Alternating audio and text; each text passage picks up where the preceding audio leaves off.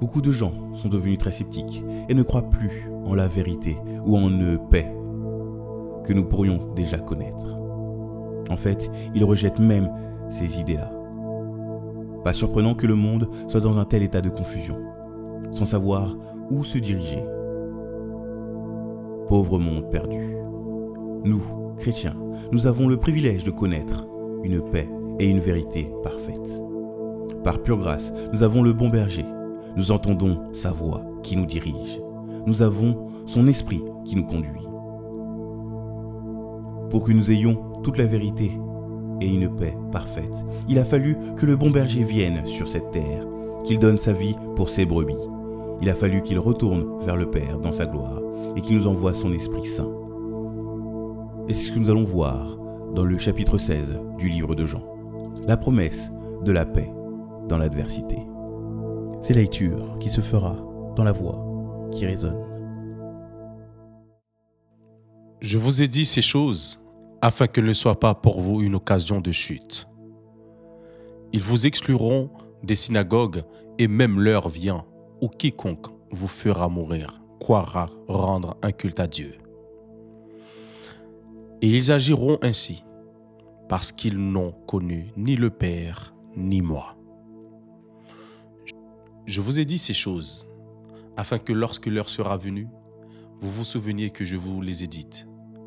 Je ne vous en ai pas parlé dès le commencement parce que j'étais avec vous. Maintenant, je m'en vais vers celui qui m'a envoyé et aucun de vous ne me demande « Où vas-tu » Mais, parce que je vous ai dit ces choses, la tristesse a rempli votre cœur. Cependant, je vous dis la vérité.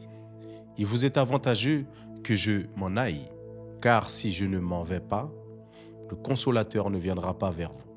Mais si je m'en vais, je vous l'enverrai. Et quand il sera venu, il convaincra le monde en ce qui concerne le péché, la justice et le jugement. En ce qui concerne le péché, parce qu'il ne croit pas en moi. La justice, parce que je vais au Père et que vous ne me verrez plus. Le jugement, parce que le prince de ce monde est jugé. J'ai encore beaucoup de choses à vous dire, mais vous ne pouvez pas les porter maintenant. Quand le Consolateur sera venu, l'Esprit de vérité, il vous conduira dans toute la vérité, car il ne parlera pas de lui-même, mais il dira tout ce qu'il aura entendu, et il vous annoncera les choses à venir. Il me glorifiera parce qu'il prendra de ce qui est à moi et vous l'annoncera. Tout ce que le Père a est à moi. C'est pourquoi j'ai dit qu'il prend de ce qui est à moi et qu'il vous l'annoncera. Encore un peu de temps et vous ne me verrez plus.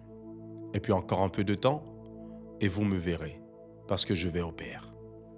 Là-dessus, quelques-uns de ses disciples dirent entre eux. Que signifie ce qu'il nous dit ? Je comprends pas. Encore un peu de temps. Parle-en en parabole. Et vous ne me verrez plus. Et puis encore un peu de temps et vous me verrez. Il disait donc. Et parce que je vais au Père, que signifie ce qu'il dit ? Encore un peu de temps. Nous ne savons de quoi il parle. En vérité, je vous le dis. Vous pleurerez et vous vous lamenterez, et le monde se réjouira. Vous serez dans la tristesse, mais votre tristesse se changera en joie. La femme, lorsqu'elle enfante, éprouve de la tristesse, parce que son heure est venue. Mais lorsqu'elle a donné le jour à l'enfant, elle ne se souvient plus de la souffrance à cause de la joie qu'elle a de ce qu'un homme est né dans le monde. Vous donc aussi, vous êtes maintenant dans la tristesse, mais je vous reverrai et votre cœur se réjouira et nul ne vous ravira votre joie. En ce jour-là, vous ne m'interrogerez plus sur rien. en vérité, je vous le dis, ce que vous demanderez au Père, il vous le donnera en mon nom. Jusqu'à présent, vous n'avez rien demandé en mon nom. Demandez et vous recevrez, afin que votre joie soit parfaite. Je vous ai dit ces choses en parabole. L'heure vient où je ne vous parlerai plus en parabole, mais où je vous parlerai ouvertement du Père.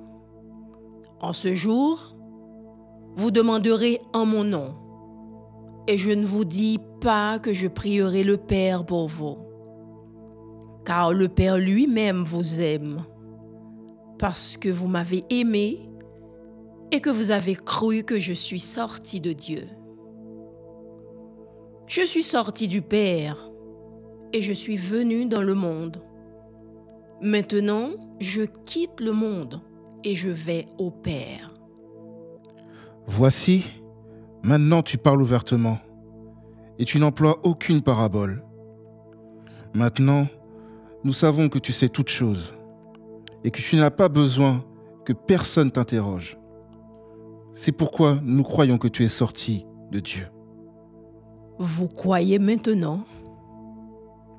Voici, l'heure vient, et elle est déjà venue, où vous serez dispersés chacun de son côté, et où vous me laisserez seul. Mais je ne suis pas seul, car le Père est avec moi. Je vous ai dit ces choses afin que vous ayez la paix en moi. Vous aurez des tribulations dans le monde, mais prenez courage. J'ai vaincu le monde.